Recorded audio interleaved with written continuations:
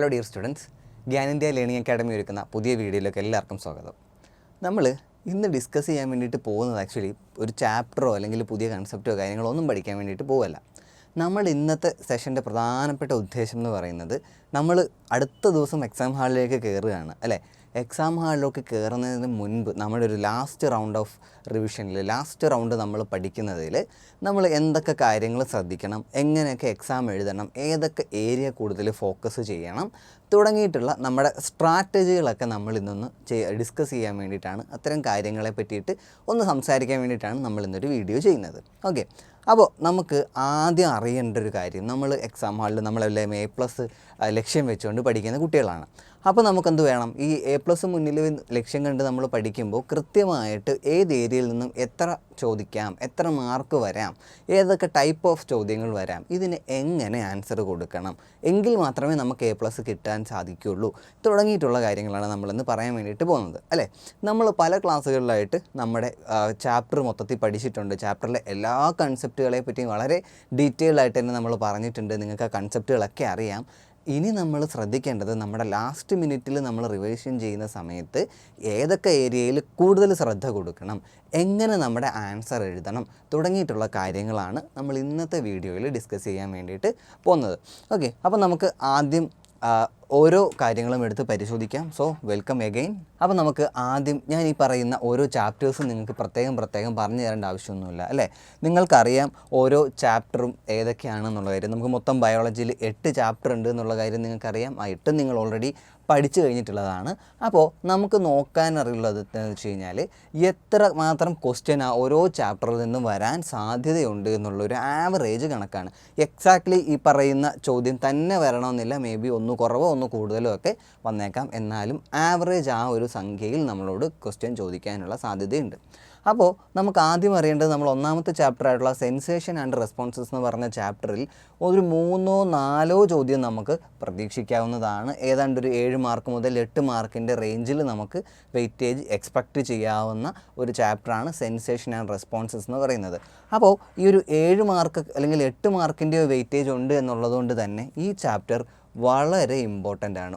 ഒരു കാരണവശാലും ഈ ചാപ്റ്ററിൽ ഒരു കൺസെപ്റ്റ് പോലും വിട്ട് കളയരുത്. ഓക്കെ, നമുക്ക് നല്ല മാർക്ക് കിട്ടണമെന്നുണ്ടെങ്കിൽ ഈ ചാപ്റ്റർ കൂടിയേ തീരൂ. നിർബന്ധമായിട്ടും ആ ചാപ്റ്റർ എന്ത് ചെയ്യണം, പഠിച്ചിരിക്കണം.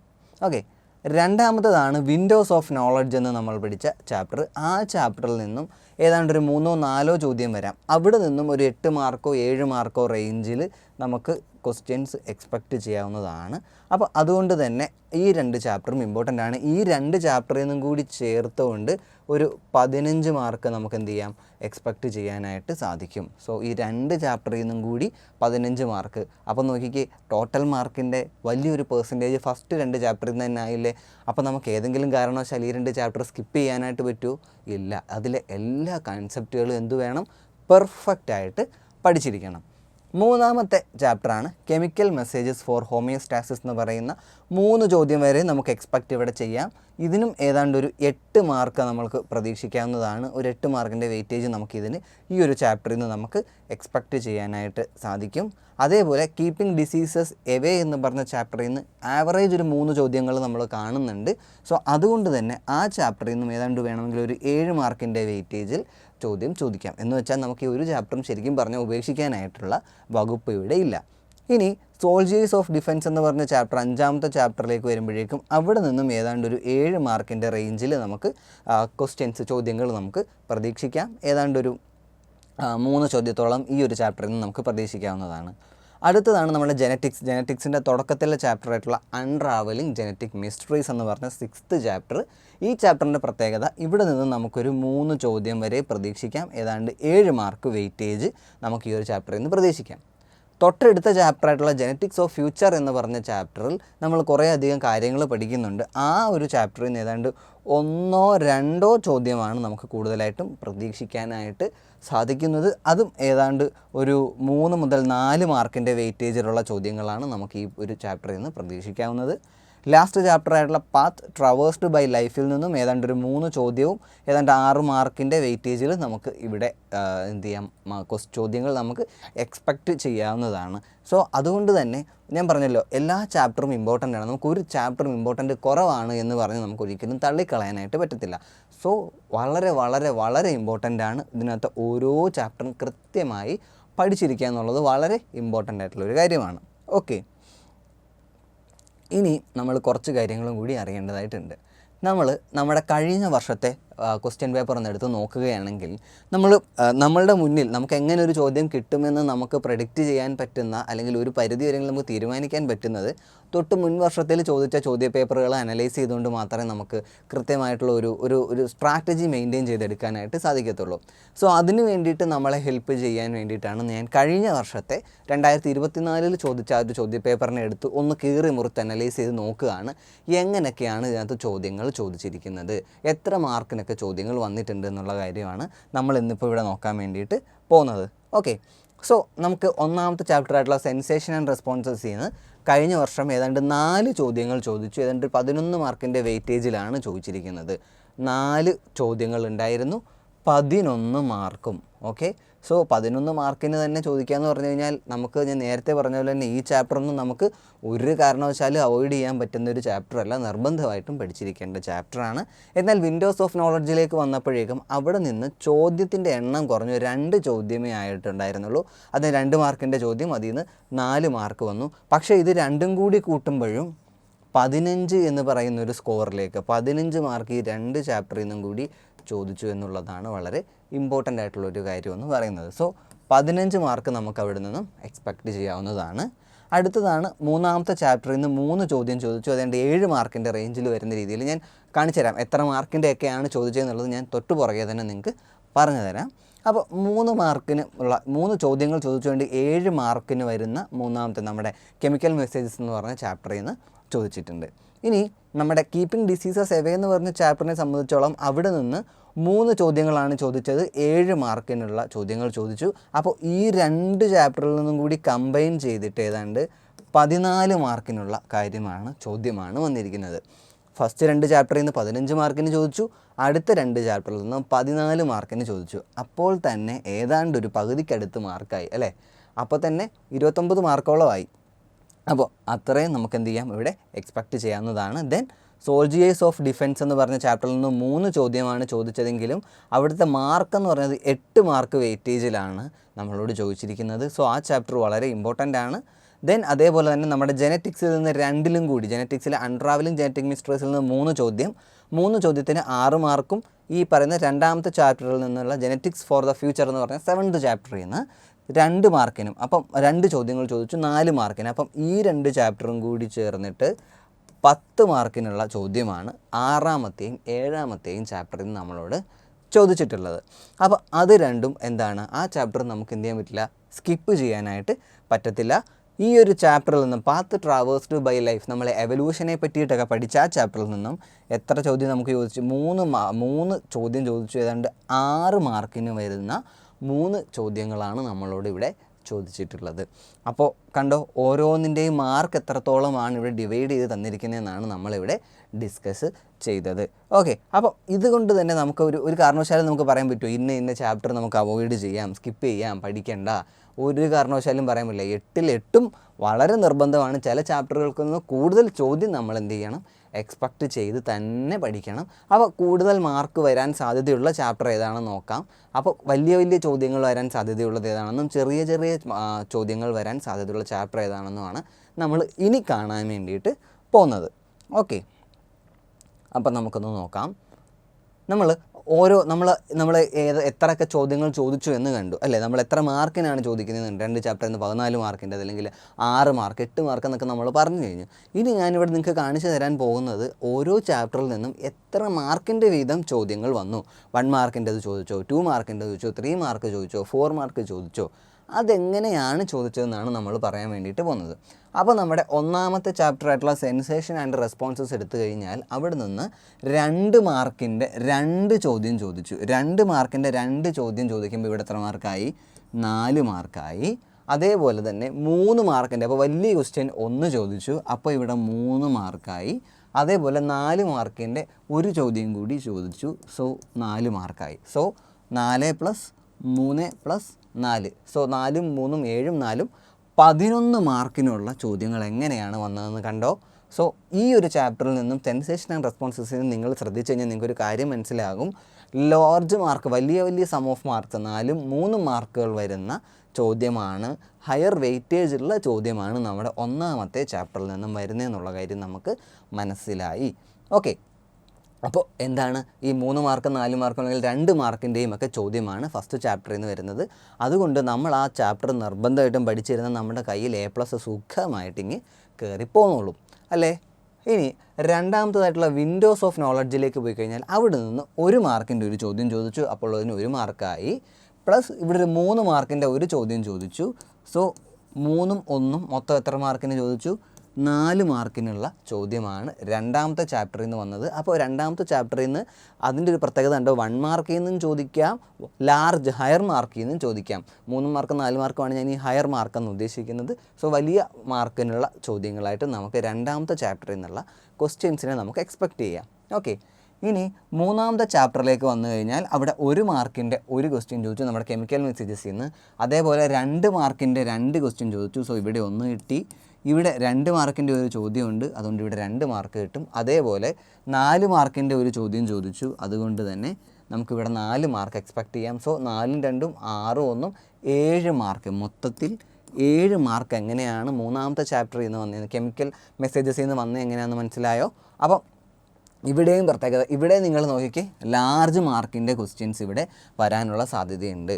ഓക്കെ, ഇനി നിങ്ങൾ നോക്കിക്കഴിഞ്ഞാൽ ഒരു കാര്യം നിങ്ങൾക്ക് ഇവിടെ മനസ്സിലാകും, 4 മാർക്കിൻ്റെ ചോദ്യങ്ങൾ എവിടേക്കാണ് വന്നതെന്നുള്ള കാര്യം നിങ്ങളൊന്ന് നോക്കി വെച്ചോണം.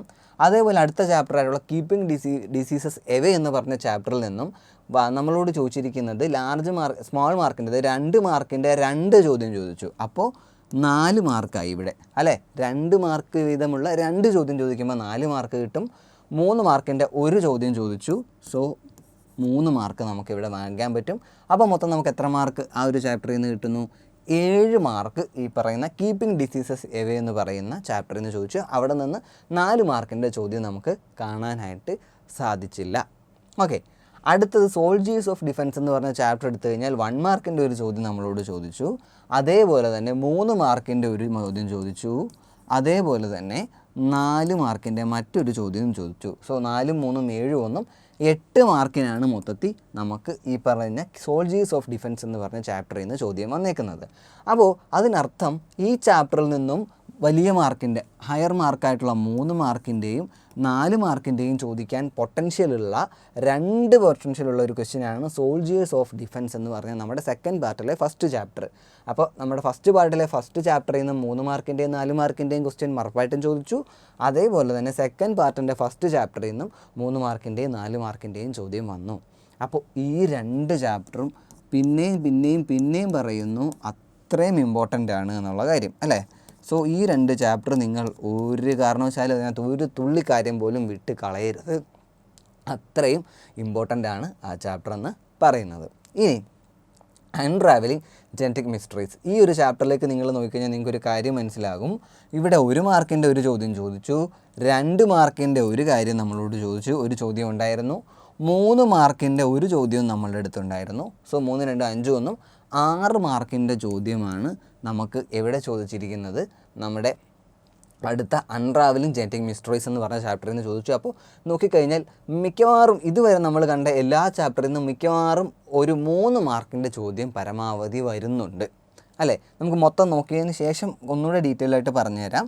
1 മാർക്കിൻ്റെ ഒരു ചോദ്യം നമ്മുടെ ജെനറ്റിക്സ് ഓഫ് ദ ഫ്യൂച്ചറിൽ നിന്ന് ചോദിച്ചു. അതേപോലെ ഇവിടെയും 3 മാർക്കിൻ്റെ ഒരു ചോദ്യമാണ് ചോദിച്ചിരിക്കുന്നത്. അപ്പോൾ മൊത്തം 3, 1, 4 മാർക്ക് നമുക്ക് ജെനറ്റിക്സിൻ്റെ സെക്കൻഡ് ചാപ്റ്റർ ആയിട്ടുള്ള ജെനറ്റിക്സ് ഫോർ ദ ഫ്യൂച്ചർ എന്ന് പറഞ്ഞ ചാപ്റ്ററിൽ നമ്മളോട് എന്ത് ചെയ്തിട്ടുണ്ട്, ചോദിച്ചിട്ടുണ്ട്. ഇനി പാത്ത് ട്രാവേഴ്സ്ഡ് ബൈ ലൈഫ് എന്ന് പറഞ്ഞ ചാപ്റ്റർ, ആ ചാപ്റ്ററിനെ സംബന്ധിച്ചിടത്തോളം എവല്യൂഷനെ പറ്റി നമ്മൾ പഠിച്ച ചാപ്റ്ററാണ്. 1 മാർക്കിൻ്റെ ക്വസ്റ്റ്യൻ ഉണ്ടായിരുന്നു. അതേപോലെ 2 മാർക്കിൻ്റെ ഒരു ചോദ്യം ചോദിച്ചു, 3 മാർക്കിൻ്റെ ഒരു ചോദ്യം ചോദിച്ചു. അപ്പോൾ 3, 2, 5, 1 6 മാർക്ക് ആ ചാപ്റ്ററിൽ നിന്നായി.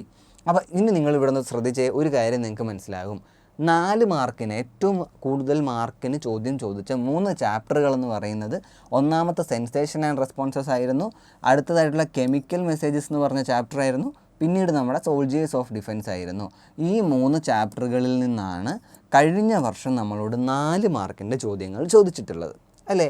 അപ്പം എന്നാൽ 3 മാർക്കിൻ്റെ ചോദ്യത്തിലേക്ക് വരുമ്പോൾ ഒരു ചാപ്റ്റർ ഒഴിച്ച് ഈ കെമിക്കൽ മെസ്സേജസിൽ നിന്ന് 4 മാർക്ക് ചോദിച്ചുകൊണ്ട് അവർ 3 മാർക്ക് അങ്ങ് ഒഴിവാക്കിയിട്ട് പകരം എല്ലാ ചാപ്റ്ററിൽ നിന്നും എന്തുണ്ട് 3 മാർക്ക് ചോദ്യങ്ങൾ ചോദിക്കുന്നുണ്ട്.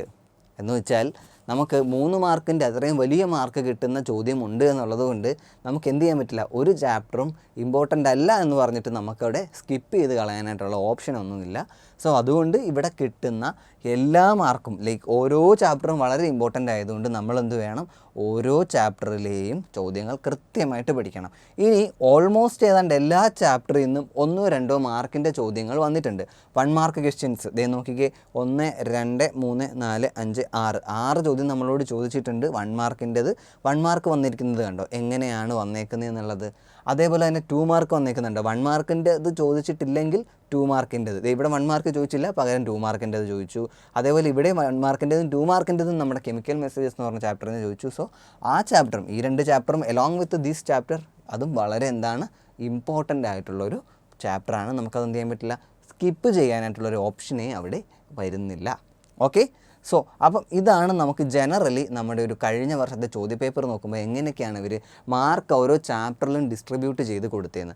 ഇതിൽ നിന്ന് നമുക്കെന്ത് മനസ്സിലാക്കാം, ഇതിൽ ഇമ്പോർട്ടൻ്റ് ആയിട്ട് കൂടുതൽ മാർക്കിന് ചോദ്യം വന്ന ചാപ്റ്ററുകൾ പിന്നെയും വളരെ ഇമ്പോർട്ടൻ്റ് ആണ്. അവിടെ നിന്ന് തന്നെ നമുക്ക് എന്ത് ചെയ്യാം, ചോദ്യങ്ങൾ കൂടുതൽ വരും എന്ന് പ്രതീക്ഷിച്ച് അതിനനുസരിച്ചിട്ട് വേണം നമ്മൾ നമ്മുടെ ഇനിയുള്ള നമ്മുടെ ലാസ്റ്റ് ടൈമിൽ നമ്മൾ പഠിക്കുമ്പോൾ ആ ചാപ്റ്ററുകൾക്ക് വേണം കൂടുതൽ ഫോക്കസ് കൊടുക്കാൻ അല്ലേ. ആദ്യം നമ്മൾ എന്താ ചെയ്യേണ്ടത്, ഏറ്റവും കൂടുതൽ വെയിറ്റേജിന് ചോദ്യം ചോദിക്കുന്ന ചാപ്റ്ററുകളെ നമ്മൾ ആദ്യം പഠിച്ചു വെക്കണം.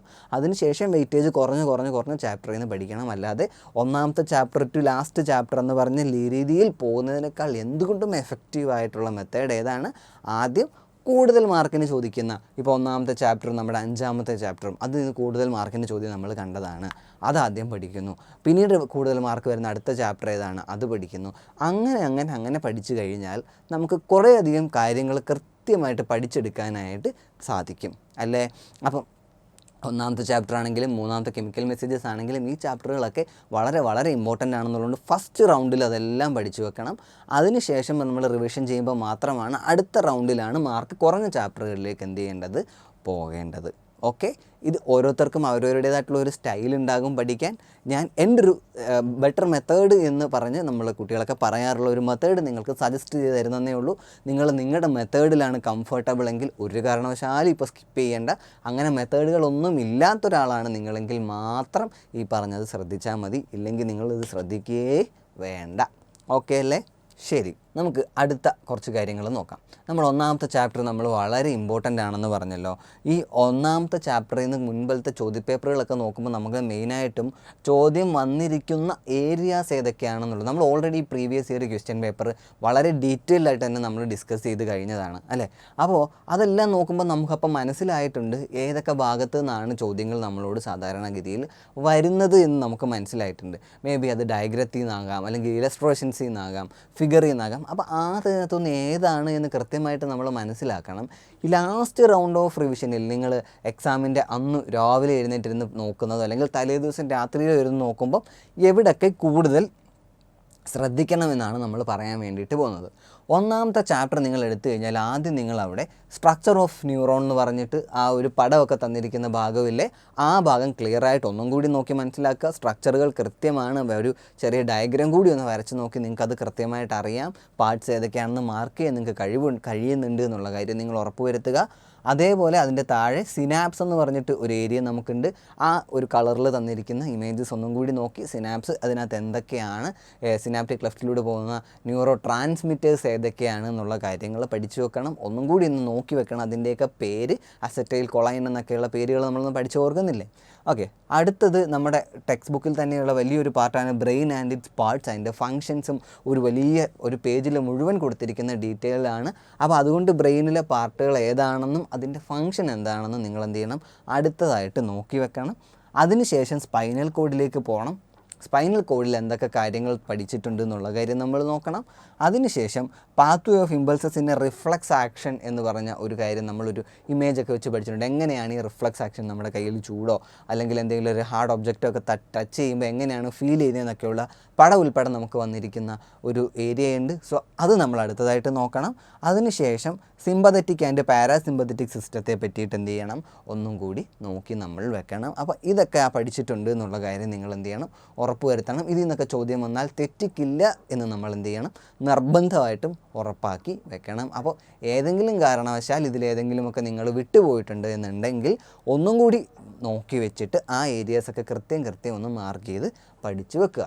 ഓക്കെ, ഇനി നമുക്ക് അടുത്തൊരു ചാപ്റ്ററിലേക്ക് നമുക്ക് പോകാം. അടുത്ത ചാപ്റ്ററിനെ സംബന്ധിച്ചിടത്തോളം വിൻഡോസ് ഓഫ് നോളജ് ആണ്. വിൻഡോസ് ഓഫ് നോളജ് എന്ന് പറഞ്ഞ ചാപ്റ്ററിൽ നമ്മൾ ഐയെ പറ്റിയിട്ടും ഇയറിനെ പറ്റിയിട്ടും നമ്മുടെ ടേസ്റ്റിനെ പറ്റിയിട്ട് അങ്ങനെ പറ്റിയിട്ടൊക്കെ പഠിച്ചിട്ടുണ്ടായിരുന്നു. എങ്ങനെയാണ് ഇതിൻ്റെ പാത്വേസ് നമ്മുടെ ക്ലാസ്സിൽ ഇരുന്ന് കുട്ടികൾക്കറിയാം വിഷൻ എങ്ങനെയാണ് സാധിക്കുന്നത്, ഹിയറിങ് എങ്ങനെയാണ് സാധിക്കുന്നത്, അല്ലെ സ്മെല്ല് എങ്ങനെയാണ് സാധിക്കുന്നത്, അതേപോലെ ടേസ്റ്റ് എങ്ങനെയാണ് അറിയാൻ പറ്റുന്നത്. ഇതൊക്കെ നമ്മൾ ഫ്ലോ ചാർട്ട് വെച്ചിട്ട് നമുക്ക് ഓൾറെഡി പഠിച്ചു കഴിഞ്ഞിട്ടുണ്ടായിരുന്നു അല്ലേ. അപ്പോൾ നമ്മൾ ആദ്യമായിട്ട് അറിയേണ്ട ഒരു കാര്യം എന്താണെന്ന് വെച്ച് കഴിഞ്ഞാൽ ഐയെ പറ്റിയിട്ട് പഠിക്കണം. ഐയുടെ പാർട്സ് ഏതൊക്കെയാണെന്നുള്ളത് ഇമേജ് നമ്മൾക്ക് തന്നിട്ടുണ്ട്, ഇമേജ് തന്നെ നമ്മുടെ ടെക്സ്റ്റ് ബുക്കിലുണ്ട് എന്നുള്ളത് കൊണ്ട് ആ പടവും അതേപോലെ തന്നെ അതിൻ്റെ ഫങ്ഷൻസ് എന്താണെന്ന് നിങ്ങൾ ആദ്യം തന്നെ ഒന്ന് റിവൈസ് ചെയ്ത് വെക്കണം. രണ്ടാമത്തതായിട്ട് നമ്മുടെ ലെയേഴ്സ് ഓഫ് ഐസ് ഏതൊക്കെയാണ് നമ്മൾ പഠിച്ചിരിക്കുന്നത് എന്നുള്ളത് ആ ഇമേജ് നോക്കണം. പ്രത്യേകിച്ച് ഇലസ്ട്രേഷൻ 2.1 അത് ഇമ്പോർട്ടൻ്റ് ആണ്. ആ ഇലസ്ട്രേഷനും കൂടി നോക്കി വെക്കണം, അതിനകത്തുള്ള കാര്യങ്ങൾ പഠിക്കണം. ഓക്കെ, അടുത്തതിന് ശേഷം ഫോട്ടോ റിസപ്റ്റർ സെല്ലുകളെ പറ്റിയിട്ട് ഫിഗർ 2.4 എന്ന് ഞാൻ പ്രത്യേകം ഇവിടെ മാർക്ക് ചെയ്ത് വെച്ചിട്ടുണ്ട്. സോ ഫോട്ടോ റിസപ്റ്റർ സെല്ലിനെ പറ്റിയിട്ട് കഴിഞ്ഞ വർഷം നമ്മളോട് എന്ത് ചെയ്തിട്ടുണ്ട്, ചോദ്യം ചോദിച്ചിട്ടുള്ളതുകൊണ്ട് നമുക്ക് ഇത്തവണയും അത് എക്സ്പെക്ട് ചെയ്യാം. ലൈക്ക് റോഡ് സെൽസും കോൺസെൽസും ബേസ് ചെയ്തിട്ടുള്ള ചോദ്യം നമ്മൾ തൊട്ട് മുമ്പത്തെ വർഷം കണ്ടിട്ടുണ്ടായിരുന്നു, അല്ലെങ്കിൽ ഇടയ്ക്കിടയ്ക്ക് ഇത് നമ്മുടെ പരീക്ഷ പേപ്പറിൽ കാണാൻ സാധ്യതയുള്ളതുമായതുകൊണ്ട് തന്നെ എന്ത് ചെയ്യണം, ഫോട്ടോ റിസപ്റ്റർ സെല്ലിനെ പറ്റിയിട്ട് നോക്കി പഠിച്ചു വെക്കണം. ഓക്കെ, ഇനി അടുത്തതാണ് നമ്മുടെ ഡിഫക്ട്സ് ഓഫ് ഐയിൽ നിന്ന് ചെറിയ ചോദ്യങ്ങൾ, വലിയ മാർക്കിൻ്റെത് വരാൻ സാധ്യതയില്ലെങ്കിലും ചെറിയ മാർക്കിൻ്റെ ചോദ്യങ്ങൾ നമുക്ക് വരാനായിട്ട് സാധ്യതയുണ്ട്. ദെൻ ഇയറിലേക്ക് നമ്മൾ പോകണം. ഇയറിലും ഈ പറയുന്നത് പോലെ തന്നെ എന്തൊക്കെയാണ് പാർട്സ്, അതിൻ്റെ ആ ഒരു ഓഡിറ്ററി പാത്വേ എങ്ങനെയാണ് പോകുന്നത്. നമ്മളന്നൊരു ഫ്ലോ ചാർട്ട് വരച്ചില്ലേ, ഏത് എഴുതി ഇങ്ങോട്ട് പോകുന്നു, അടുത്തത് എങ്ങോട്ടേക്ക് പോകുന്നു, എങ്ങനെയാണ് അവസാനം ഹെയർ സെൽസ് പ്രസ്സായി ഈ പറഞ്ഞ സൗണ്ട് നമ്മൾ കേൾക്കുന്നത് എന്ന് പഠിച്ചിരിക്കുന്ന ആ ഭാഗം അത് നമ്മളൊന്നുകൂടി വ്യക്തമാക്കി മനസ്സിലാക്കി വെക്കുക, ഒന്നും കൂടി വായിച്ചുറപ്പിക്കുക. ദെൻ നമ്മുടെ ടങ്ങിലേക്ക് പോകണം. ടങ്ങിലേക്കുള്ള കാര്യങ്ങൾ എങ്ങനെയാണ് എന്നുള്ള, ടേസ്റ്റ് എങ്ങനെയാണ് എക്സ്പീരിയൻസ് ചെയ്യുന്നതെന്നുള്ള കാര്യം നമ്മൾ അറിയണം. ഇനി അതേപോലെ തന്നെ അടുത്ത ഇമ്പോർട്ടൻ്റ് ആയിട്ടുള്ള ഒന്നാണ് ഇലസ്ട്രേഷൻ 2.5. അവിടെ വിവിധങ്ങളായിട്ടുള്ള ജീവികൾക്കുള്ള ഡിഫറൻ്റ് ആയിട്ടുള്ള റിസപ്റ്റേഴ്സ് ഏതൊക്കെയാണെന്ന് പറഞ്ഞ് നമ്മൾ സ്നേക്കിൻ്റെയൊക്കെ പഠിച്ചിട്ടുണ്ടായിരുന്നല്ലോ. സോ അത്തരത്തിലുള്ള സാധനങ്ങൾ അതൊരു 1 മാർക്ക് to 2 മാർക്കിലൊക്കെ ചോദിക്കാൻ സാധ്യതയുള്ള പൊട്ടൻഷ്യലുള്ള ഒരു ഏരിയയാണ്. അതുകൊണ്ട് തന്നെ 2.5 ഇലസ്ട്രേഷനിൽ പറഞ്ഞിരിക്കുന്ന കാര്യങ്ങൾ, ഓരോ അനിമൽ ഏതാണ്, ഓർഗാനിസം ഏതാണ്, അതിൻ്റെ ഈ പറയുന്ന റിസപ്റ്റേഴ്സ് ഏതാണ് എന്നുള്ളതൊന്ന് പേര് എഴുതി വെച്ച് ഒന്നും കൂടി ഒന്ന് ഓർത്ത് വെച്ച് മനസ്സിലാക്കി വെക്കുക. കാരണം നമുക്ക് അവിടുന്ന് എന്ത് ചെയ്യാം, ചോദ്യം എക്സ്പെക്റ്റ് ചെയ്യാവുന്നതാണ്. ഇനി അടുത്ത നമ്മുടെ 3rd ചാപ്റ്ററിലേക്ക് പോയാൽ കെമിക്കൽ മെസ്സേജസ് ഫോർ ഹോമിയോസ്റ്റാസിസ് എന്ന് പറഞ്ഞിട്ടുള്ള ചാപ്റ്ററിലേക്ക് പോയി കഴിഞ്ഞാൽ 3.1 ഇലസ്ട്രേഷൻ നമ്മുടെ ഹോർമോൺസ് എങ്ങനെയാണ് ടാർഗറ്റ് സെല്ലിലേക്ക് എത്തുന്നത് എന്നുള്ള കാര്യം നമ്മളവിടെ പഠിച്ചിട്ടുണ്ടായിരുന്നു. അത് ഒന്ന് മനസ്സിലാക്കി വെക്കുക. ഇലസ്ട്രേഷൻ 3.2 പഠിക്കണം, അതേപോലെ 3.3. ഇത് രണ്ടും ഇമ്പോർട്ടൻ്റ് ആയിട്ട് നമ്മളോട് ചോദ്യങ്ങൾ ചോദിക്കാൻ സാധ്യതയുള്ളതാണ്. ഈ ചാപ്റ്ററിൽ നിന്ന് ഞാൻ പറഞ്ഞു ഇത് വളരെ വളരെ ഇമ്പോർട്ടൻ്റ് ആണ്. ചോദ്യങ്ങൾ പിന്നെയും ചോദിക്കാൻ സാധ്യതയുള്ളൊരു ചാപ്റ്റർ ആയതുകൊണ്ട് തന്നെ എന്ത് ചെയ്യണം, ഇത് നിർബന്ധമായിട്ടും ഈ ചാപ്റ്റർ നല്ല രീതിയിൽ തന്നെ റിവൈസ് ചെയ്ത് വെക്കണം. ഫസ്റ്റ് റൗണ്ടിൽ റിവിഷൻ ചെയ്ത് പോകേണ്ട ചാപ്റ്ററുകളിൽ ഒന്നാണ് കെമിക്കൽ മെസ്സേജസ് ഫോർ ഹോമിയോസ്റ്റാസിസ് എന്ന് പറയുന്നത്. ഇനി അതേപോലെ കഴിഞ്ഞ പ്രാവശ്യം ജൈജാൻറ്റിസത്തെ പറ്റിയിട്ടും ഡോർഫിസത്തെ പറ്റിയിട്ടും ക്വസ്റ്റ്യൻ ചോദിച്ചിട്ടുണ്ടായിരുന്നു. നമുക്ക് ഇനി മേ ബി അതിന് വേറൊരു തലത്തിലൊക്കെ ചോദിക്കാൻ സാധ്യതയുണ്ട്. സോ അതുകൊണ്ട് അതൊന്നും കൂടി ഇത് നോക്കി വെക്കാം, കാരണം മുമ്പ് ചോദിച്ചു എന്നുള്ളതുകൊണ്ടാണ്. ദെൻ ഹോർമോൺസ്, ആ ഹോർമോൺസിൻ്റെ ഫങ്ഷൻസ് എന്തൊക്കെയാണെന്നുള്ള കാര്യം നമ്മൾ പഠിച്ചിട്ടുണ്ടായിരുന്നു. അതിനെപ്പറ്റി കുറച്ചുകൂടി ഡീറ്റെയിൽ ആയിട്ട് നമ്മുടെ 2 ടേബിൾ തന്നിട്ടുണ്ട്. 3.1 എന്ന് പറഞ്ഞൊരു ടേബിളും ഉണ്ടായിരുന്നു, 3.2 എന്ന് പറഞ്ഞൊരു ടേബിളും ഉണ്ട്. സോ ഈ 2 ടേബിളുകൾ നിർബന്ധമായിട്ടും പഠിച്ച് വെച്ചിരിക്കണം. ദെൻ പ്ലാന്റ്സിനെ പറ്റിയിട്ട് നമ്മൾ പഠിക്കുന്നുണ്ട്. പ്ലാന്റിലുള്ള ഡിഫറൻറ്റ് ഹോർമോൺസിനെ പറ്റിയിട്ട് നമ്മൾ പറയുന്നുണ്ട്. അതിനെപ്പറ്റി പറയുന്ന ഇലസ്ട്രേഷൻ 3.9 അതിനകത്ത് ഓരോ കാര്യങ്ങളെ പറ്റിയിട്ട് നമുക്കൊരു ധാരണ വേണം. ദെൻ ആർട്ടിഫിഷ്യൽ പ്ലാന്റ് ഹോർമോൺസ് അത് ഏതൊക്കെയാണെന്ന് നമ്മൾ പഠിച്ചിട്ടുണ്ട്. അതിൻ്റെ ഉപയോഗം എന്താണ്, യൂസ് എന്താണെന്നുള്ള കാര്യം കൂടി നമ്മൾ എന്ത് ചെയ്യണം, അറിഞ്ഞിരിക്കേണ്ടതായിട്ടുണ്ട്. സോ അത് ഇത്രയും കാര്യങ്ങളാണ് നമ്മൾ ഈ ഒരു കെമിക്കൽ മെസ്സേജസ് ഫോർ ഹോമിയോസ്റ്റാസിസ് എന്ന് പറഞ്ഞ ചാപ്റ്ററിൽ നിന്ന് നിർബന്ധമായിട്ടും നിങ്ങൾ അറിഞ്ഞിരിക്കേണ്ട ഇത്രയും കാര്യങ്ങളാണ് അല്ലേ. അപ്പോൾ ഈ കെമിക്കൽ മെസ്സേജസ് ഫോർ ഹോമിയോസ്റ്റാസിസ് എന്ന് പറഞ്ഞ ചാപ്റ്ററിൽ നിന്ന് ഈ കാര്യങ്ങളൊക്കെ ആദ്യ റൗണ്ടിൽ തന്നെ നിങ്ങൾ പഠിച്ചിട്ടുണ്ടെന്ന് ഉറപ്പ് വരുത്തണം.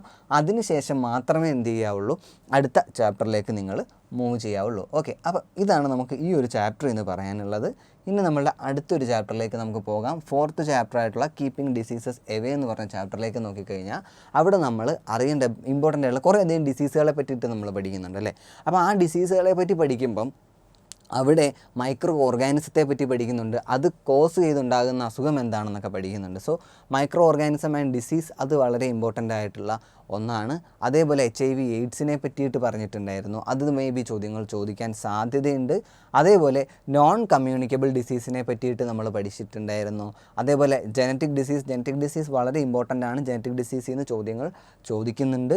അതേപോലെ തന്നെ ലൈഫ് സ്റ്റൈൽ ഡിസീസിനെ പറ്റിയിട്ട് വരുന്ന ടേബിൾ 4.1 അതും കൂടി എന്ത് ചെയ്യുക, ഒന്ന് നോക്കി വെച്ചേക്കുക.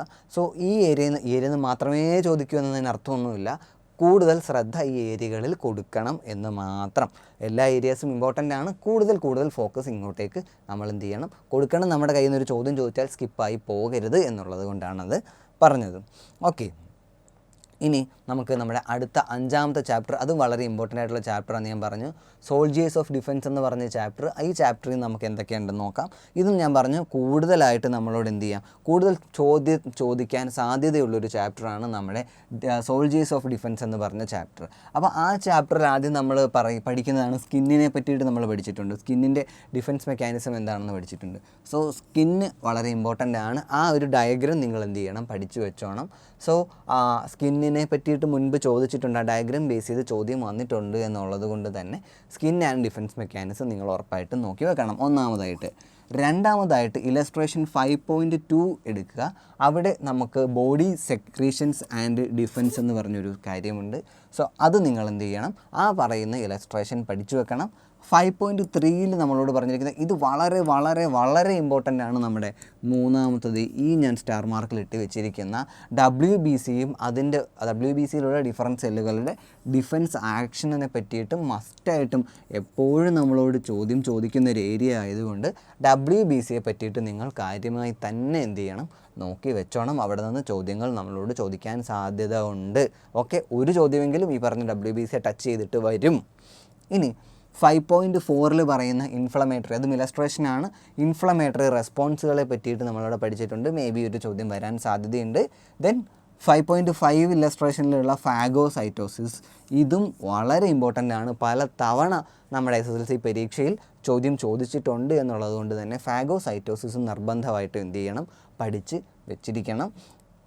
ഫാഗോസൈറ്റോസിസിൽ നമുക്ക് ചോദ്യങ്ങൾ ചോദിക്കാവുന്നതേ ഉള്ളൂ. അടുത്തതായിട്ട് ഇമ്പോർട്ടൻ്റ് ആയിട്ടുള്ള മറ്റൊന്നാണ് ബ്ലഡ് ക്ലോട്ടിംഗ് എന്ന് പറയുന്നത്. സോ ബ്ലഡ് ക്ലോട്ടിങ്ങിനെ പറ്റിയിട്ട് ഉള്ള ചോദ്യങ്ങൾ പഠിക്കണം. ദെൻ അടുത്തതാണ് fever as a defence mechanism. Fever as a defence മെക്കാനിസവും ഇമ്പോർട്ടൻ്റ് ആണ്. സോ അതും പഠിക്കണം. ഇനി അടുത്തതായിട്ട് മറ്റൊന്നാണ് വാക്സിൻസ്. ടേബിൾ 5.2 കൊടുത്തിരിക്കുന്ന വാക്സിനുകളെ പറ്റിയിട്ടുള്ള ഒരു ടേബിളുണ്ട്. ആ ടേബിളിൽ കൊടുത്തിരിക്കുന്ന കണ്ടൻറ്റുകളും നമ്മൾ എന്ത് ചെയ്യണം, നിർബന്ധമായിട്ടും അറിഞ്ഞിരിക്കണം. അതേപോലെ തന്നെ ഓരോ എക്യുപ്മെൻറ്റ്സും അതിൻ്റെ യൂസേജ് എന്താണെന്നും 5.3 എന്ന് പറഞ്ഞ ടേബിളിൽ നമ്മളോട് ചോദിച്ചിട്ടുണ്ട്. അതും നമ്മൾ പഠിക്കണം. അതേപോലെ ആൻറ്റിബയോട്ടിക്സിനെ പറ്റിയിട്ട് നമ്മളോട് ചോദിച്ചിട്ടുണ്ട്, അത് പഠിക്കണം. ബ്ലഡ് ട്രാൻസ്ഫ്യൂഷനെ പറ്റിയിട്ട് നമ്മൾ പഠിച്ചിട്ടുണ്ടായിരുന്നു. അതിനെ പറ്റിയിട്ട് ധാരണ ഉണ്ടാക്കി വെക്കണം. Then types of blood group, അത് വളരെ ഇമ്പോർട്ടൻ്റ് ആണ്. ടേബിൾ 5.5 ഏതൊക്കെയാണ് ബ്ലഡ് ഗ്രൂപ്പ്, നമ്മൾ A, B എന്നൊക്കെ പറഞ്ഞിട്ടുള്ള ഗ്രൂപ്പുകളെ പറ്റി പഠിച്ചു. അതിൽ ആൻറ്റിജൻ ഏതാണ്, അതിൻ്റെ ആൻറ്റിബോഡി ഏതാണ് തുടങ്ങിയിട്ടുള്ള കാര്യങ്ങൾ വളരെ ക്ലാരിറ്റിയോടുകൂടി തന്നെ അറിഞ്ഞിരിക്കണം. ആ സമയത്ത് എന്ത് ചെയ്യരുത്, നിങ്ങളാകെ കൺഫ്യൂഷനായി പോകരുത്. അപ്പോൾ അതുകൊണ്ട് ആ ചാപ്റ്ററിനെ പറ്റിയിട്ടുള്ള ആ ടേബിളിനെ പറ്റിയിട്ട് വളരെ ക്ലിയറായ ധാരണ ഉണ്ടാക്കി വെച്ച ശേഷം മാത്രമേ എക്സാം ഹാളിലേക്ക് എത്താനായിട്ട് പാടുള്ളൂ. ഓക്കെ, ഇനി നമുക്ക് അടുത്ത നമ്മുടെ 6ാമത്തെ ചാപ്റ്ററിലേക്ക് പോകാം, അൺട്രാവലിംഗ് ജനറ്റിക് മിസ്റ്ററീസ്. നമ്മൾ ജനറ്റിക്സിൻ്റെ ബേസിക്സ് ആയിട്ടുള്ള കാര്യങ്ങളാണ് ഇവിടെ പഠിച്ചത്. സോ ആ മെൻഡലിൻ്റെ എക്സ്പെരിമെൻറ്റ് നമ്മൾ പഠിച്ചു കഴിഞ്ഞതാണ് അല്ലേ. ആ പൈസം സറ്റേവത്തിൽ എങ്ങനെയാണ് അദ്ദേഹം എക്സ്പെരിമെൻറ്റ് ചെയ്തത്, ഫസ്റ്റ് ജനറേഷനിൽ എന്താ കിട്ടിയത്, സെക്കൻഡ് ജനറേഷനിൽ എന്താണ് കിട്ടിയത് തുടങ്ങിയിട്ടുള്ള കാര്യങ്ങൾ നമ്മൾ അറിഞ്ഞിരിക്കണം. ദെൻ 6.2 ഇലസ്ട്രേഷൻ നമ്മൾക്കുടെ ടെക്സ്റ്റ് ബുക്കിലുണ്ട്, ആ ഇലസ്ട്രേഷൻ പഠിച്ചിരിക്കണം. ദെൻ 6.3 ഇലസ്ട്രേഷനിൽ പറയുന്ന ഹൈബ്രിഡൈസേഷൻ ഓഫ് 2 ക്യാരക്ടേഴ്സ് ഉണ്ട്, ആ ഇലസ്ട്രേഷൻ നോക്കി വെക്കുക. അടുത്ത ഇമ്പോർട്ടൻ്റ് ആയിട്ടുള്ള മറ്റൊന്നാണ് 6.4 ഇലസ്ട്രേഷനിൽ വരുന്ന സ്ട്രക്ചർ ഓഫ് DNA എന്ന് പറയുന്ന ഈ ഒരു ചാപ്റ്റർ, ഈ ഒരു ഏരിയ, ഈ ഒരു പോർഷൻ സ്ട്രക്ചർ ഓഫ് DNA വളരെ ഇമ്പോർട്ടൻ്റ് ആണ്, അതുകൊണ്ട് തന്നെ അതും അറിഞ്ഞിരിക്കണം. ഇനി DNAയും RNAയും തമ്മിലുള്ള വ്യത്യാസവും നമ്മൾ അറിഞ്ഞിരിക്കേണ്ടതായിട്ടുണ്ട്. അവിടെ നിന്ന് നമുക്ക് എന്ത് ചെയ്യാം, ചോദ്യങ്ങൾ ചോദിക്കാനായിട്ടുള്ള സാധ്യതയുണ്ട് DNAയും RNAയൊക്കെ പറ്റിയിട്ട്. ദെൻ അടുത്തതാണ് 6.8 ഇലസ്ട്രേഷനിൽ വരുന്ന ആക്ഷൻ ഓഫ് ജീൻസ് എങ്ങനെയാണ് എന്നുള്ള കാര്യം നമ്മളിവിടെ പറയുന്നുണ്ട്, അത് നിർബന്ധമായിട്ടും പഠിച്ചിരിക്കണം. ദെൻ ക്രോസിംഗ് ഓവർ ഓഫ് ക്രോമസോംസിൻ്റെ ക്രോസിംഗ് ഓവറിനെ പറ്റിയിട്ടുള്ള കാര്യം മുൻ വർഷത്തിലും ചോദ്യം വന്നിട്ടുണ്ട്, അതുകൊണ്ട് നമുക്ക് മേ ബി ഈ വർഷവും ചോദിക്കാൻ സാധ്യതയുണ്ട് എന്ന് തന്നെ നമുക്ക് എന്ത് ചെയ്യാം, പറയാനായിട്ട് സാധിക്കും.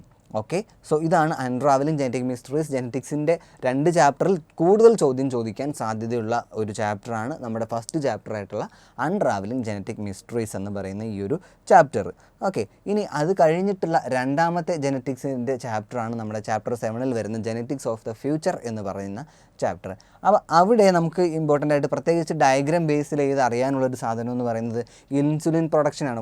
7.1 നമ്മൾക്ക് തന്നിരിക്കുന്ന ആ ഒരു ഇലസ്ട്രേഷൻ നിങ്ങൾ നിർബന്ധമായിട്ടും നോക്കി വെക്കണം. പിന്നെ ഈ human genome project, DNA, finger printing തുടങ്ങിയിട്ടുള്ള ഇതിൽ നിന്നൊന്നും ലാർജ് മാർക്കിന് ക്വസ്റ്റ്യൻ ചോദിക്കാൻ സാധ്യതയില്ല. ഒരു 1 to 2 മാർക്ക് റേഞ്ചിലാണ് ഈ ഒരു ഏരിയയിൽ നിന്നൊക്കെ ചോദ്യങ്ങൾ നമുക്ക് എക്സ്പെക്റ്റ് ചെയ്യാവുന്നത്. അപ്പം ഈ ഒരു കാര്യങ്ങൾ വേണം ഈ 7th ചാപ്റ്ററിൽ നിന്ന് നമ്മൾ എന്ത് ചെയ്യാൻ നോക്കി ഫൈനൽ റൗണ്ടിലേക്ക് നമ്മളൊന്ന് പ്രിപ്പയർ ചെയ്ത് വെക്കാൻ വേണ്ടിയിട്ട്.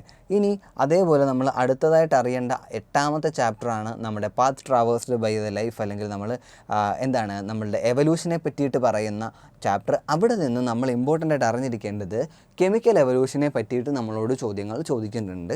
സോ കെമിക്കൽ എവല്യൂഷനെ പറ്റിയിട്ടുള്ള കാര്യം നമ്മൾ അറിയണം. അതേപോലെ തന്നെ മില്ലർ ആൻഡ് യൂറേ എക്സ്പെരിമെൻറ്റിനെ പറ്റിയിട്ടൊരു ഫിഗർ ഉൾപ്പെടെ തന്നെ നമ്മളോട് പഠിച്ചിട്ടുണ്ടായിരുന്നു. സോ ആ ചാപ്റ്റർ നമ്മൾ എന്ത് ചെയ്യണം, പഠിച്ചിരിക്കണം. അതേപോലെ ഡാർവിനിസത്തെ പറ്റിയിട്ട് അറിയണം.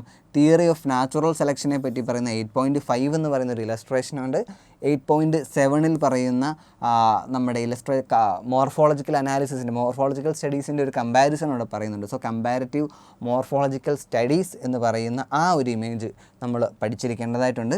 ദെൻ 8.8 ഇത് വളരെ ഇമ്പോർട്ടൻ്റ് ആണ്. ബയോകെമിസ്ട്രി ആൻഡ് ഫിസിയോളജി എന്ന് പറയുന്ന ഏരിയയിൽ നമ്മൾ കണ്ടിരിക്കുന്ന ആ ഒരു ഏരിയ ഇലസ്ട്രേഷൻ 8.8 ഈ ചാപ്റ്ററിൽ നിന്നും ഒരു കാരണവശാലും നമുക്ക് ഒഴിച്ചുകൂടാൻ പറ്റാത്ത ഈ ഒറ്റ ചാപ്റ്ററിൽ നിന്ന് മാത്രം ഏതാണ്ട് ഒരു 6 മാർക്കിൻ്റെ ചോദ്യം നമുക്ക് വരുന്നുണ്ട് അല്ലേ. ഏതാണ്ട് 6 മാർക്കിൻ്റെ ചോദ്യം ആൻസർ ചെയ്യണമെന്നുണ്ടെങ്കിൽ ഈ ഏരിയ എല്ലാം നമുക്ക് വളരെ ഇമ്പോർട്ടൻ്റ് ആയിട്ടുള്ള ഏരിയാസാണ്. അപ്പം 8.8 പറയുന്ന ബയോകെമിസ്ട്രി ആൻഡ് ഫിസിയോളജി എന്ന് പറഞ്ഞ ഒരു ഡയഗ്രാം ഉൾപ്പെടെ ആ ഒരു ഇലസ്ട്രേഷനിൽ തന്നിരിക്കുന്നത് ഒരു കാരണവശാലും സ്കിപ്പ് ചെയ്യരുത്. അത് അത്രയും ഇമ്പോർട്ടൻ്റ് ആണ് അതിനകത്തെ 4 പോയിൻറ്റ്സ് എന്ന് പറയുന്നത്.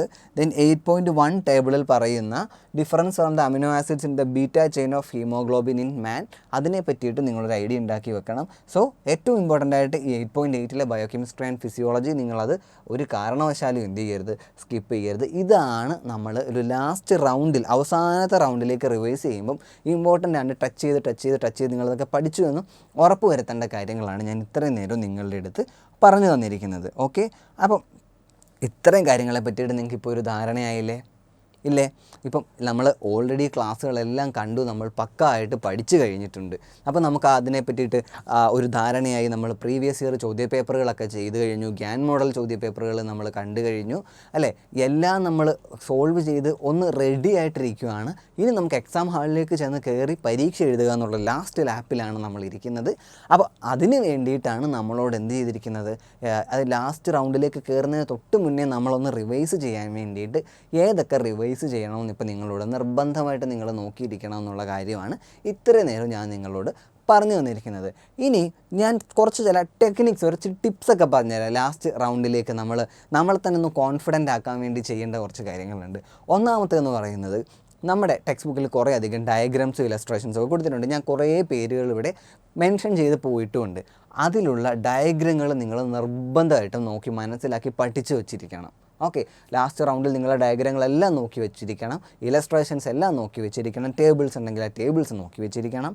അതേപോലെ കൃത്യമായിട്ട് കൺസെപ്റ്റുകളെ പറ്റിയിട്ട് എന്തെങ്കിലും ഡൗട്ട് ഉണ്ടെങ്കിൽ മില്ലർ ആൻഡ് യൂറേ എക്സ്പെരിമെൻറ്റിനെ പറ്റിയിട്ടാണെങ്കിൽ, അല്ലെങ്കിൽ കെമിക്കൽ എവല്യൂഷനെ പറ്റിയിട്ടാണ് ചോദിക്കുന്നത് എന്നുണ്ടെങ്കിൽ, അല്ലെങ്കിൽ ഏതെങ്കിലും ഒരു മൈക്രോ ഓർഗാനിസം അത് കോസിങ് ഡിസീസ് ഏതാണെന്നുമാണ് ചോദിക്കുന്നതെങ്കിൽ, ഇത് തമ്മിലൊന്നും കൺഫ്യൂസ്ഡ് ആകാതെ ക്ലാരിറ്റിയോടുകൂടി നിങ്ങൾ എന്ത് ചെയ്യണം, അവസാന നിമിഷം നോക്കി കൃത്യമായി എന്തെങ്കിലും കോഡ് വേർഡുകളൊക്കെ ഉപയോഗിച്ചുകൊണ്ട് മനസ്സിലാക്കി വെക്കണം. അതേപോലെ പ്രീവിയസ് ഇയർ ക്വസ്റ്റ്യൻ പേപ്പറുകൾ നമ്മൾ എന്ത് ചെയ്യണം, ഒന്ന് ചെയ്ത് നോക്കണം. നമ്മൾ ഓൾറെഡി 2024 ക്വസ്റ്റ്യൻ പേപ്പറിൽ നമ്മൾ ഡിസ്കസ് ചെയ്തതാണ് അല്ലേ.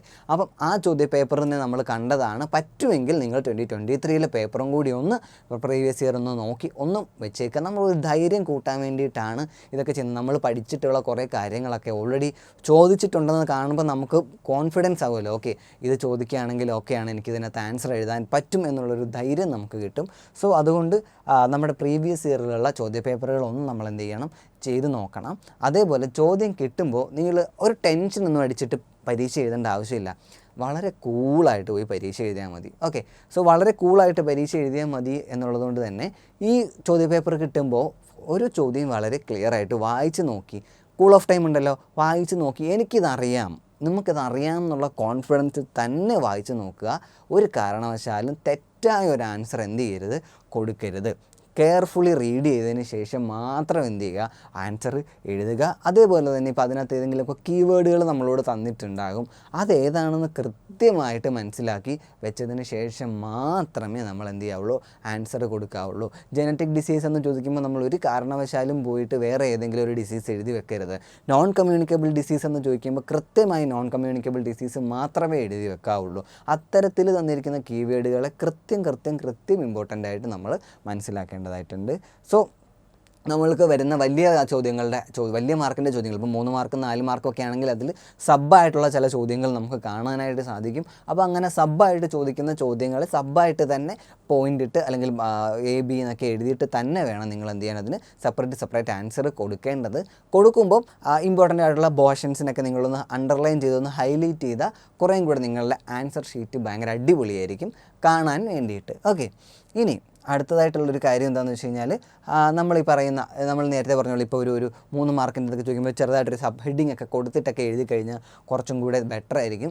അതേപോലെ ഇപ്പോൾ നമ്മുടെ ഓഡിറ്ററി കനാലിനെ പറ്റി നമ്മുടെ വിഷനെ പറ്റി ചോദിച്ചു കഴിഞ്ഞാൽ, അല്ലെങ്കിൽ ഹിയറിങ്ങിനെ പറ്റിയൊക്കെ ചോദിക്കുമ്പോൾ ഒരു ഫ്ലോ ചാർട്ട് നമ്മൾ ക്ലാസ്സിൽ പഠിച്ചിരുന്ന ഫ്ലോ ചാർട്ട് അറിയാമെങ്കിൽ ആ ഫ്ലോ ചാർട്ടൊക്കെ ഒന്ന് വരച്ച് വെച്ചിട്ട് എഴുതി കഴിഞ്ഞാൽ ഭയങ്കര അട്രാക്റ്റീവ് ആകും നമ്മുടെ പേപ്പർ. അപ്പോൾ നോക്കുന്ന ഒരാൾക്ക് നമുക്ക് കൂടുതൽ മാർക്ക് തരാൻ വേണ്ടിയിട്ട് നമ്മൾ അവരെ ടെംപ്റ്റ് ചെയ്യിക്കുകയാണ് അല്ലേ. അപ്പോൾ അവർക്കും ഭയങ്കര സന്തോഷമാണ്. ഓക്കെ, ഇയാൾക്ക് നന്നായിട്ട് അറിയാം, ഈ കുട്ടിക്ക് കാര്യമായി അറിയാമെന്നുള്ളത് അവർക്ക് തോന്നിയിട്ട് അവർ കൂടുതൽ നമുക്ക് എന്ത് ചെയ്യും, മാർക്ക് തരും, നമ്മുടെ നല്ല ഫ്ലോ ചാർട്ടൊക്കെ വരച്ച് വെച്ച് കഴിഞ്ഞാൽ. അപ്പം ഇനി പറയാനുള്ളത്, നമ്മൾ എക്സാമിൻ്റെ ആ ഡേയിൽ നിങ്ങൾ തലേ ദിവസം ഒന്ന് നമ്മൾ പറഞ്ഞ പോർഷൻസൊക്കെ ഒന്ന് റിവൈസ് ചെയ്ത് ഓൾ സെറ്റായിട്ടിരിക്കുകയാണ്. അപ്പോൾ ലാസ്റ്റ് ഡേയിൽ ചെയ്യേണ്ടത് എന്താണെന്ന് വെച്ച് കഴിഞ്ഞാൽ, സമയത്തും കാലത്തും കൃത്യമായിട്ട് സ്കൂളിലെത്തുക. സ്കൂളിലെത്തി കഴിഞ്ഞ ശേഷവും നമുക്ക് കൃത്യമായിട്ട് നമ്മുടെ ചോദ്യപേപ്പർ കിട്ടിക്കഴിയുമ്പോൾ ഉള്ള സമയത്ത് എന്ത് ചെയ്യണം, കൃത്യമായി അറേഞ്ച് ചെയ്ത് വേണം ആൻസർ എഴുതാൻ. ഒരു കാരണവശാലും ഒരു 2 മാർക്കിൻ്റെ ചോദ്യത്തിന് ഒരു 4 മാർക്കിൻ്റെ ഇതുപോലെ വലിയ ആൻസറുകളൊന്നും എഴുതി വെക്കരുത്. 2 മാർക്കിൻ്റെ 2 മാർക്ക് കിട്ടാവുന്ന രീതിയിൽ മാത്രം എഴുതുക. 4 മാർക്കിൻ്റെ 4 മാർക്ക് കിട്ടാവുന്ന രീതിയിൽ മാത്രം ഉത്തരം എഴുതുക. കൃത്യമായിട്ട് നമ്പർ ഇട്ട് വേണം ആൻസർ എഴുതാൻ. ഒരു കാരണവശാലും ആ നമ്പർ തെറ്റിച്ചൊന്നും എഴുതരുത്. വളരെ കാമായിട്ടിരിക്കുക, വളരെ കൂളായിട്ടിരിക്കുക. നിങ്ങളെ കൊണ്ട് പറ്റാവുന്നതേ ഉള്ളൂ അല്ലേ. നിങ്ങളെക്കൊണ്ട് എല്ലാവരെ കൊണ്ടും പറ്റാവുന്നതാണ് ഈ എക്സാം എന്ന് പറയുന്നത്. വളരെ എളുപ്പത്തിൽ നമുക്ക് എന്ത് ചെയ്യാം, A+ മാർക്കൊക്കെ വാങ്ങിക്കാൻ വേണ്ടിയിട്ട് നമ്മളെ സഹായിക്കുന്ന അത്ര എളുപ്പത്തിലാണ് നമ്മൾ കാര്യങ്ങളൊക്കെ ഓൾറെഡി പഠിച്ചു കഴിഞ്ഞിരിക്കുന്നത്, ഡിസ്കസ് ചെയ്ത് കഴിഞ്ഞിരിക്കുന്നത്. അപ്പം ഈ കാര്യങ്ങളൊക്കെ എന്ത് ചെയ്യുക, നിങ്ങൾ കൃത്യമായിട്ടൊന്ന് മനസ്സിൽ ഓർത്ത് വെച്ചേക്കുക. ഇനി നമുക്കറിയാം, നമ്മളോട് മൊത്തം 40 മാർക്കിലാണ് നമ്മളോട് ചോദിക്കുന്നത്. ഏതാണ്ട് 23 ചോദ്യം ഉള്ളതിൽ 18 ചോദ്യം എഴുതിയാൽ മതി. അപ്പോൾ ഏതാണ്ട് 1ാമത്തെ ചോദ്യം മുതൽ 6ാമത്തെ ചോദ്യം വരെ നിങ്ങളുടെ ക്വസ്റ്റ്യൻ പേപ്പർ കിട്ടുമ്പോൾ ശ്രദ്ധിച്ചാൽ മനസ്സിലാകും, ഏതെങ്കിലും 5 എണ്ണത്തിന് ഉത്തരം എഴുതിയാൽ മതി. 6 ചോദ്യം തരും, 5 എണ്ണത്തിന് ഉത്തരം എഴുതാം. നിങ്ങൾക്ക് ഇഷ്ടമുള്ള 5 എണ്ണത്തിനാണ് ഉത്തരം എഴുതേണ്ടത്. അതേപോലെ 7ാമത്തെ തൊട്ട് 13ാമത്തെ ചോദ്യം വരെ തരുന്നതിൽ ഏതെങ്കിലും 6 എണ്ണത്തിന് ഉത്തരം എഴുതിയാൽ മതി. അതും ഒരെണ്ണത്തിന് 2 മാർക്ക് വീതമാണ് നമുക്കിവിടെ കിട്ടുന്നത്. ദെൻ 14ാമത്തെ തൊട്ട് 20ാമത്തെ ചോദ്യം വരെ ഉള്ളതിനകത്ത് ഏതെങ്കിലും 5 എണ്ണത്തിന് മാത്രം ഉത്തരം എഴുതിയാൽ മതി. 21ാമത്തെ തൊട്ട് 23ാമത്തത് വരെയാണെങ്കിൽ ഏതെങ്കിലും 2 എണ്ണത്തിന് ഉത്തരം എഴുതുക. ഒരെണ്ണത്തിന് 4 മാർക്ക് വീതം വെച്ചിട്ടാണ്. അപ്പോൾ 4 മാർക്കിൻ്റെ 2 ചോദ്യങ്ങൾ, അങ്ങനെയാണ് 8 മാർക്ക് നമ്മളെടുത്ത് വരുന്നത്. അതേപോലെ 3 മാർക്കിൻ്റെ 5 എണ്ണം, അപ്പോൾ 15 മാർക്കായി. 6 മാർക്കിൻ്റെ 6 ചോദ്യം 2 മാർക്കിൻ്റെത് വെച്ച് എഴുതുമ്പോൾ 12 മാർക്കായി. സോ 1 മാർക്കിൻ്റെ 5 എണ്ണം എഴുതുമ്പോൾ 5 മാർക്കായി. സോ മൊത്തം 40 മാർക്ക്. അങ്ങനെയാണ് നമുക്ക് എന്ത് ചെയ്യുന്നത് കിട്ടുന്നത്. അപ്പം എന്ത് ചെയ്യുക, നമുക്കിവിടെ നമ്മുടെ ക്വസ്റ്റ്യൻ പേപ്പറിൽ നിങ്ങൾക്കൊരു ചോദ്യം അറിയില്ലെങ്കിൽ നിങ്ങളൊരു കാര്യം മനസ്സിലാക്കി വെക്കുക. നമുക്ക് ഏതെങ്കിലും 5 എണ്ണത്തിനോ ഏതെങ്കിലും 4 എണ്ണത്തിനൊക്കെ ഉത്തരം എഴുതിയാൽ മതി. നമുക്കറിയാവുന്ന ചോദ്യം അതിൻ്റെ താഴെ ഉണ്ടാകും. ഓക്കെ, നിങ്ങൾ എന്ത് ചെയ്യേണ്ട, ആദ്യം കിട്ടുന്ന ചോദ്യം മനസ്സിലായില്ല അല്ലെങ്കിൽ ഉത്തരം അറിയില്ലെങ്കിൽ പേടിക്കേണ്ട യാതൊരു ആവശ്യവുമില്ല. നിങ്ങൾക്കറിയാവുന്ന ചോദ്യം ആ ചോദ്യ പേപ്പറിൽ ഉണ്ടാകും. അത്രയും മനസ്സിൽ വെക്കുക. എന്നിട്ട് ധൈര്യമായിട്ട് പോയി പരീക്ഷ എഴുതുക. A+ആയിട്ട് തന്നെ തിരിച്ചിങ്ങോട്ട് വരിക. നിങ്ങളെക്കൊണ്ട് സുഖമായിട്ട് പറ്റും.